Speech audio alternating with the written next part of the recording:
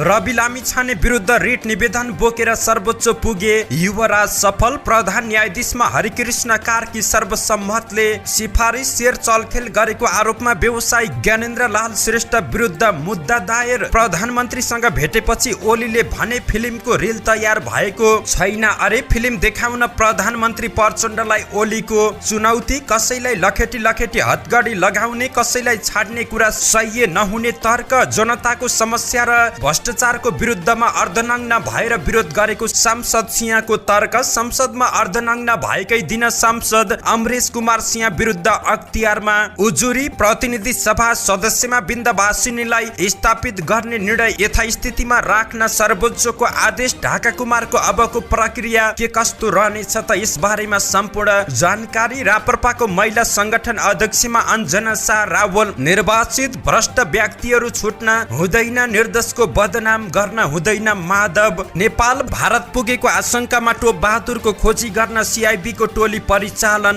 गरियो। अडियो सार्वजनिक भएपछि मन्जु खाँडले दिइन् अनलाइन विरुद्ध उजुरी। काउन्सिलद्वारा कारबाहीको लागि पत्रचार। सर्जरी नै खोजेको अर्थतन्त्रलाई झारफुक गरेर निको नहुने स्वर्णिम वाग्लेको तर्क। प्रत्यक्ष निर्वाचित राष्ट्रपति प्रणालीमा जाउँ, निर्वाचन प्रणाली पनि फेरौँ वामदेवको प्रस्ताव। नक्कली शरणार्थी प्रकरणमा दोषी कोही नउम्क्युन्, मिलिजुली एकअर्कालाई जोगाउने काम नहोस्। रवि लामिछानेको उद्घोष। मान्छे निर्यात गरेको भरमा 8 ठाउँमा मन्त्रीमण्डल चलाएर देशले संघीयता नधान्ने चित्रबहादुर केसीको भनाई। गगन थापाको सम्भावित कदमबारे धनराज गुरुङको प्रतिक्रिया। भरतपुर महानगरमा मापदण्ड विपरीतका संरचना भत्काउने काम केही दिनमा सुरु हुने मेयर दाहालको भनाई। कोशी प्रदेशको पुनः नामाकरणको माग गर्दै आन्दोलनका कार्यक्रमको घोषणा। टुकुचमाथि बनेका संरचना अवैध हुन्, लगतकट्टा गर्नु भन्दै मन्त्रालयलाई महानगरको पत्र। मनोकामना मन्दिरमा भक्तजन माथि हातपात। आजबाट सुरु हुने परीक्षामा 4,67,000ले कक्षा 12 को परीक्षा दिँदै। प्राविधिक समस्या देखिएको श्री एयरलाइन्सको जहाज उडानमा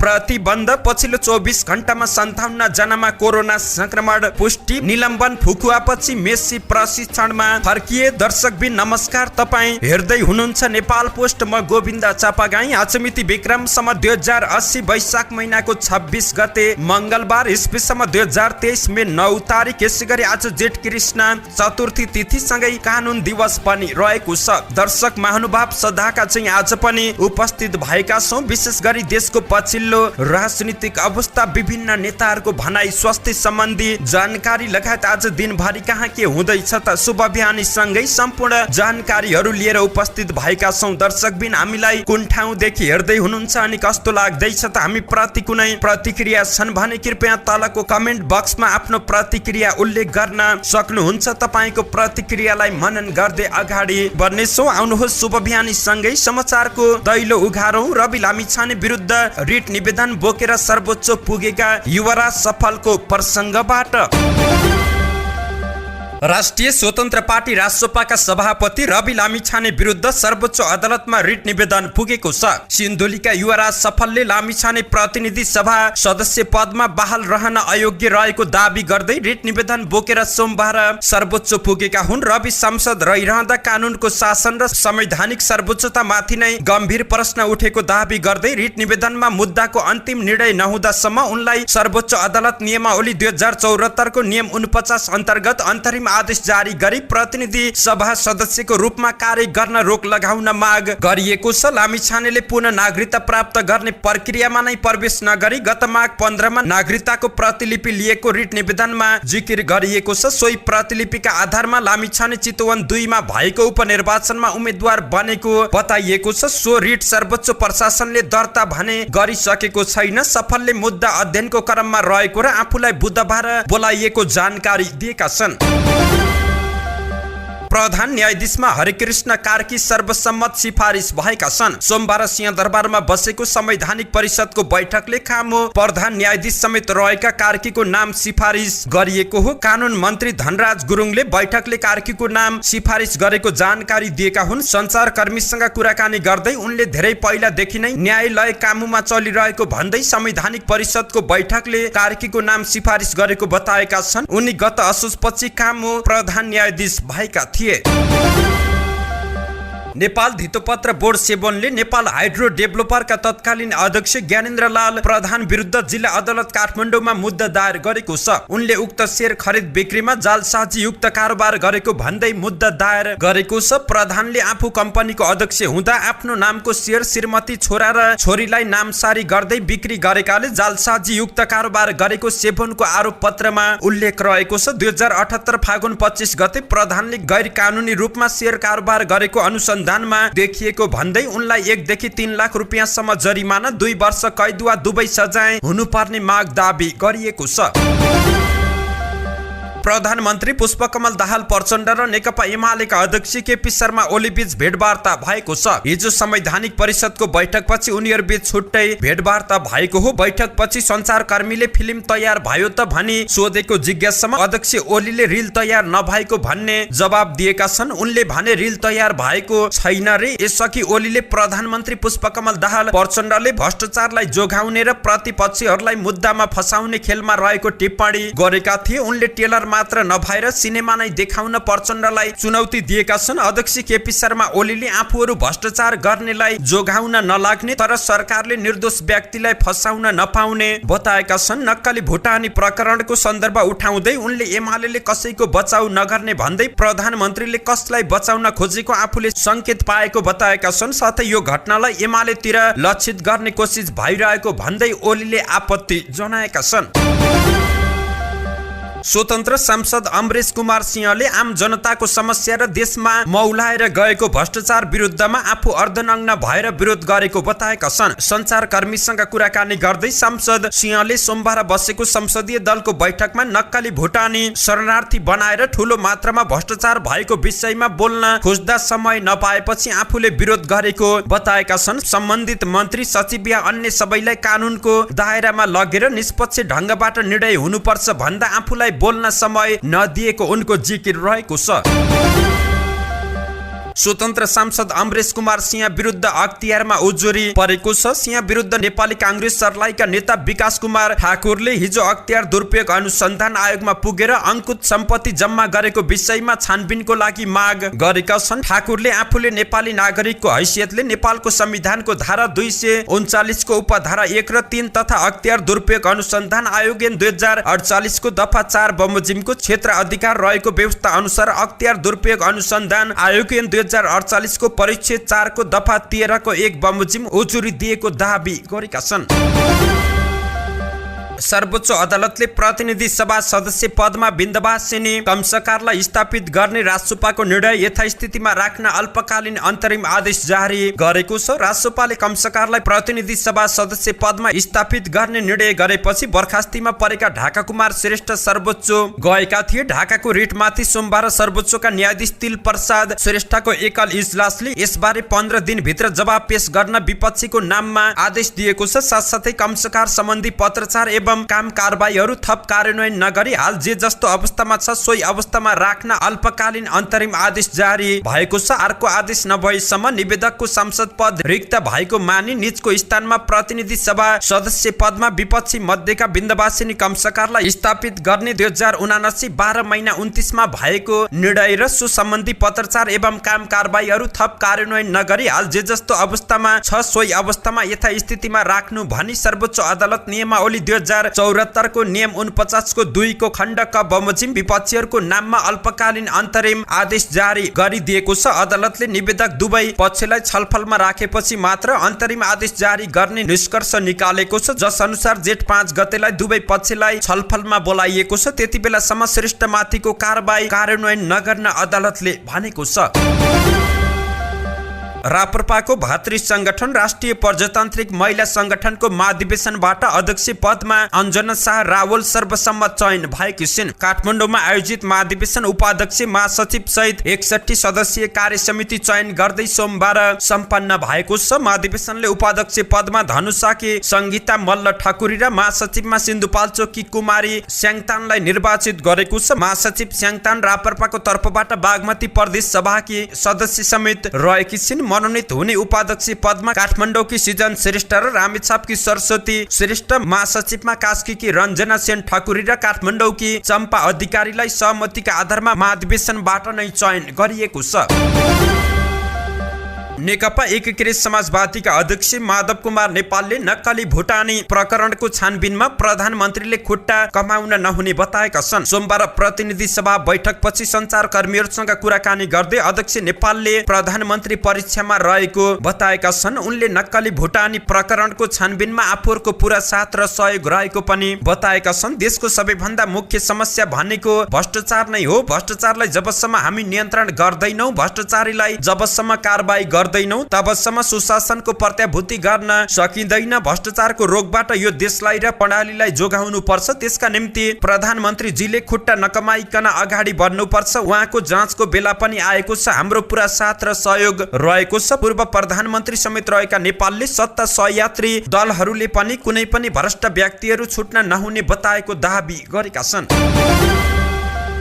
नक्कली भुटानी प्रकरणमा फरार रहेका नेकपा एमालेका सचिव एवं सांसद टोप बहादुर रायमाझीलाई खोज्न केन्द्रीय अनुसन्धान ब्युरो CIB को टोली परिचालन भएको छ। रायमाझीको पनि संलग्नता देखिएको भन्दै उनीमाथि प्रहरीले अनुसन्धान गर्न जिल्ला अदालत काठमाडौँबाट गत बुधबार पक्राउ अनुमति लिएको थियो। त्यतिबेला उनी अर्घखाँच स्थित कार्यक्रममा सहभागी भइरहेका थिए। आफू विरुद्ध पक्राउ पर्ची जारी भएको थाहा भएपछि काठमाडौँमा गएर प्रहरीको अनुसन्धानलाई सघाउने बताएका थिए। साँझ बुटुल पुगेका उनले रातिको काठमाडौँ आउने फ्लाइट टिकट रद्द गरेका थिए। रद्द गरे पनि उनले बिहीबार दिउँसोसम्म आफै जिल्ला प्रहरी परिसर काठमाडौँमा उपस्थित हुने जानकारी गराएका थिए। सांसद समेत रहेका व्यक्तिले आफै उपस्थित हुने बताएपछि प्रहरी पनि उनलाई कुरेर बसेको थियो। तर उनी नआएपछि उनको खोजी गर्न प्रहरी प्रधान कार्यालय नक्सालले CIB लाई जिम्मा दिएको छ। CIB ले गत शनिबारदेखि रायमाझीको खोजी गर्न थालेको छ। उनी कहाँ छन् भन्ने कुरा अहिलेसम्म खुल्न सकेको छैन, तर भारतमा लुकेको हुन सक्ने भन्दै CIB ले त्यस अनुसार नै अनुसन्धान गरिरहेको स्रोतले जानकारी दिएको छ।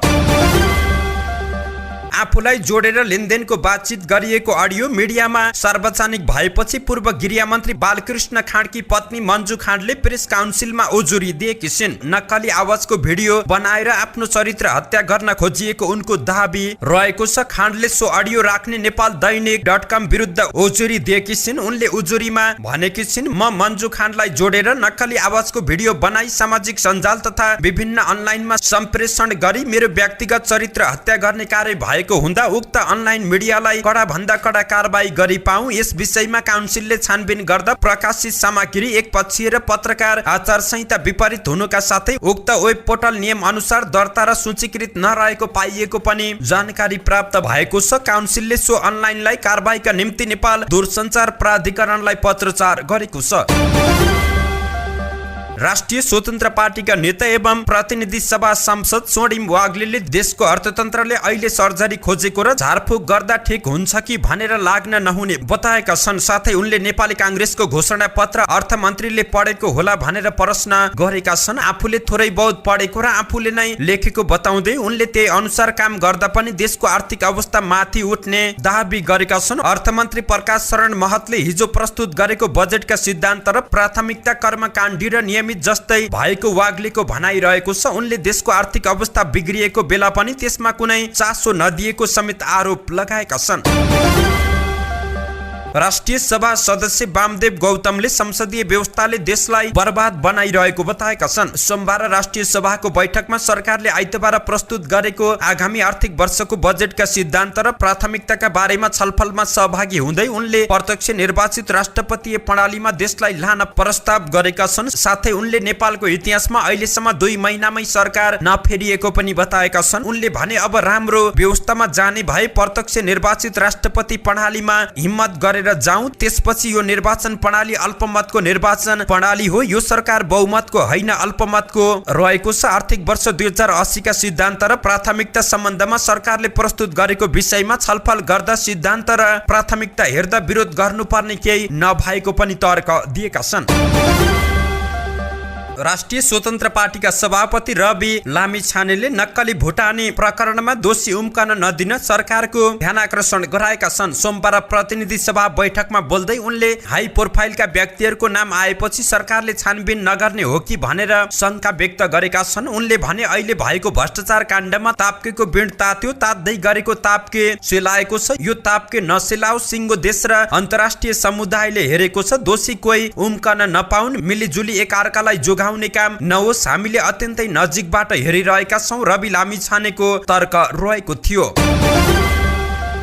राष्ट्रिय जनमोर्चाका अध्यक्ष चित्रबहादुर केसीले अहिले देशलाई संघीयता घाँडो भएको टिप्पणी गरेका छन्। प्रतिनिधि सभाको बैठकमा बोल्दै उनले सत्तामा जान अहिले सांसदहरूकै खरिद बिक्री भइरहेको आरोप समेत लगाएका छन्। सिद्धान्त र नीति सबै परित्याग गरेर लहरो सत्ता पक्षमा भने जस्तो भएन भने फेरि पार्टी परित्याग गर्ने, हामीले संविधान भित्रै रहेर आफ्नो मत राखेका छौं। उनले भने कसरी पाल्न सक्नुहुन्छ मन्त्रीमण्डल, त्यो पनि 2-4 महिनामै बदलिरहने, त्यसैले नेपालले धान्न नसक्ने संघीय प्रणाली रहेको छ। उनले मान्छे निर्यातबाट आएको रेमिट्यान्सले संघीयता धान्न नसक्ने बताएका छन्। लोकतन्त्र र गणतन्त्रमा कालो बादल मडारिरहेको पनि उनको भनाइ रहेको छ। भरतपुर महानगरपालिकाकी मेयर रेणु दाहालले मापदण्ड विपरीतका संरचना भत्काइने काम छिटो भन्दा छिटो अगाडि बढाइने बताएकी छिन्। भरतपुर भवन निर्माण व्यवसाय समितिको 10औं वार्षिक साधारण सभालाई सम्बोधन गर्दै मेयर दाहालले भरतपुरलाई व्यवस्थित शहर निर्माण गर्ने उद्देश्य सहित मापदण्ड विपरीतका अवैध संरचना हटाउने काम पनि अब केही दिनमा सुरु हुने जानकारी दिएकी हुन्। कोशी प्रदेशको पुनः नामाकरणको माग गर्दै आन्दोलनका कार्यक्रमहरू घोषणा गरिएको छ। कोशी प्रदेश नाम खारेजी र पुनः नामाकरणको माग गर्दै आन्दोलित प्रदेश नम्बर 1 पुनः नामाङ्कन संयुक्त संघर्ष समितिले आन्दोलनको नयाँ कार्यक्रमको घोषणा गरेको छ। आन्दोलनको कार्यक्रमहरूमा कोशी नाममा हस्ताक्षर गर्ने सांसदहरू र दलका शीर्ष नेताहरूका विरुद्धमा विरोध जारी रहेको भूमिका उनीहरूलाई बहिष्कार गर्ने उल्लेख गरिएको छ। नेताहरूलाई होटलमा बस्न र कार्यक्रम गर्न हल नदिनका लागि सम्बन्धित पक्ष अनुरोध गरेको समेत स्रोतले जानकारी दिएको छ। त्यस्तै वैशाख 28 गतेदेखि जिल्लाहरूमा आम सभा, संघर्ष समिति विस्तार, तालाबन्दी, कोशी नाम हटाउने, जलाउने, मेट्ने, कालो झण्डा रोप्ने र 82 जना सांसदलाई बहिष्कार कार्यक्रम जारी राख्ने जानकारी प्राप्त भएको छ। काठमाडौँ महानगरपालिकाले टुकुचा खोलामाथि बनाइएका संरचनाको लगत कट्टा गर्न माग गर्दै भूमि व्यवस्था, सहकारी तथा गरिबी निवारण मन्त्रालयलाई पत्र पठाएको छ। उच्च अदालत पाटनले टुकुचा खोलामाथि वैधानिक रूपमा बनेका संरचना हटाउँदा न्यायोचित मुआब्जा दिएर मात्र हटाउनु पर्ने बताएको थियो। महानगरले भने टुकुचा खोला भित्रको जग्गा व्यक्ति विशेषको नाममा दर्ता कायम रहन नसक्ने बताएको छ। टुकुचा खोलाको क्षेत्र अधिकार भित्र पर्ने जग्गामा निजी तवरमा निर्मित भौतिक संरचना स्वतः अवैध हुने महानगरको दाबी रहेको छ। हात्तीसार क्षेत्रमा टुकुचा खोला र खोलाको बहाव क्षेत्र भित्रको जग्गा त्रुटिवश व्यक्ति विशेषको नाममा दर्ता कायम रहन गएको देखिएको हुँदा यथाशीघ्र व्यक्ति विशेषको नाममा दर्ता रहेको उक्त लगत कट्टा गर्ने र सार्वजनिक प्रयोजनमा रहने गरी प्रबन्ध सम्बन्धमा आवश्यक कारबाहीका लागि मालपोत ऐन 2034 को दफा 24 को प्रयोजनार्थ अनुरोध गरिन्छ पत्रमा भनिएको छ। मालपोत ऐन 2034 को दफा 2 ले नदी, खोला, नाला तथा सोको क्षेत्र अधिकारको जग्गालाई सरकारी सार्वजनिक जग्गा मानेको छ। सोही ऐनको दफा 24 को 2 ले सरकारी सार्वजनिक जग्गा व्यक्ति विशेषको नाममा दर्ता हुन गएको रहेछ भने त्यस्तो दर्ता स्वतः बदर हुने र सम्बन्धित मालपोत कार्यालय वा नेपाल सरकारले तोकेको अधिकारले सोको लगत कट्टा गर्नुपर्ने व्यवस्था गरेको छ। मनोकामना मन्दिर दर्शनका लागि आएका भक्तजन माथि हातपात भएको छ। भारतको कर्नाटकबाट आएका भक्तजनलाई मन्दिरका कर्मचारीले हातपात गरेका हुन्। केही भक्तजन सामान्य घाइते भएको प्रहरीले जानकारी दिएको छ। एकपटक मन्दिर दर्शन गरेर बाहिर निस्केपछि उहाँहरू फेरि मन्दिर पस्न खोज्नु भएछ। मनोकामना प्रहरी चौकीका इन्चार्ज जीवनाथ सुवेदीले जानकारी दिएका छन्। कर्मचारीले रोक्न खोज्दा विवाद भएर सामान्य हातपात भएछ। घटना लगत्तै पीडित पक्षले प्रहरी चौकीमा हुजुरी दिएका थिए। दुवै पक्षलाई बोलाएर सहमति गरेर पठाइएको सुवेदीले जानकारी दिएका छन्। भक्तजन माथि अभद्र व्यवहार हुनु दुखद भएको मनोकामना क्षेत्र विकास समितिका अध्यक्ष रामकुमार जोशीले जानकारी दिएका छन्। यसअघि पनि पटक पटक यस्ता घटना हुने गरेको उनले जानकारी दिएका छन्।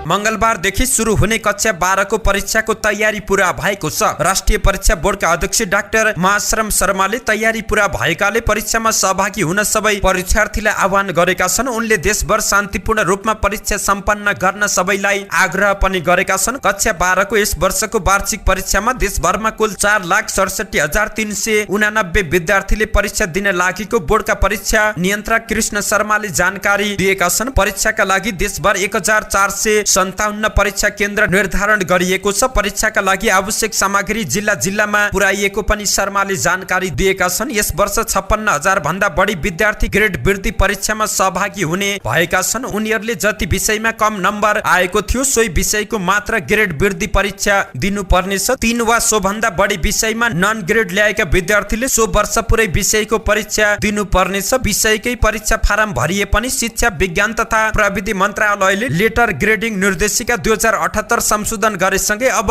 नन ग्रेड ल्याएका विषयको मात्रै परीक्षा दिए पुग्ने भएको छ। बोर्डले लागू गरेको लेटर ग्रेडिङ प्रणाली अनुसार 2 भन्दा बढी विषयमा नन ग्रेड ल्याएका विद्यार्थीले पुरै विषयको परीक्षा दिनुपर्ने भन्ने रहेको थियो।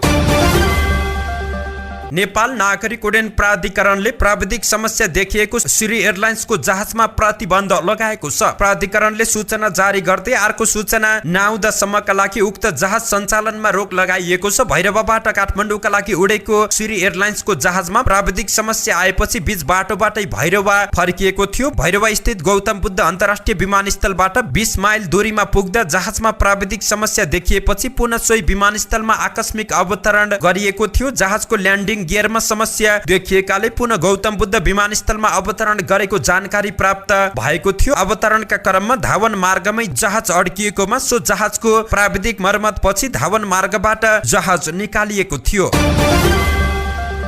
स्वास्थ्य सम्बन्धी जानकारी पछिल्लो 24 घण्टामा थप 57 जनामा कोरोना संक्रमण पुष्टि भएको छ। स्वास्थ्य मन्त्रालयका अनुसार 1931 नमुना मध्ये 716 जनाको PCR परीक्षण गर्दा 41 जना र 1215 जनाको एन्टिजेन परीक्षण गर्दा 16 जना गरी 57 जनामा कोरोना संक्रमण देखिएको छ। यस्तै कोरोनाको सक्रिय संक्रमितको संख्या 147 पुगेको छ भने 21 जना संस्थागत आइसोलेसनमा, 7 जना आइसियुमा र 1 जना भेन्टिलेटरमा उपचाररत रहेका छन्। यस्तै 27 जना कोरोना संक्रमणबाट निको भएर घर फर्किएका छन्।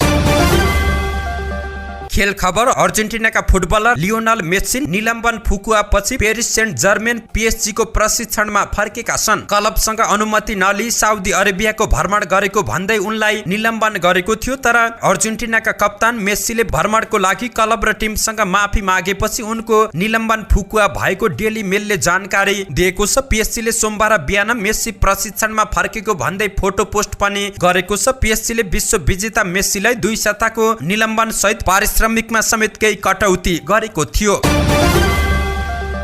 धन्यवाद। यस्तै ताजा समाचारको लागि नेपाल पोस्ट हेर्दै गर्नुहोला।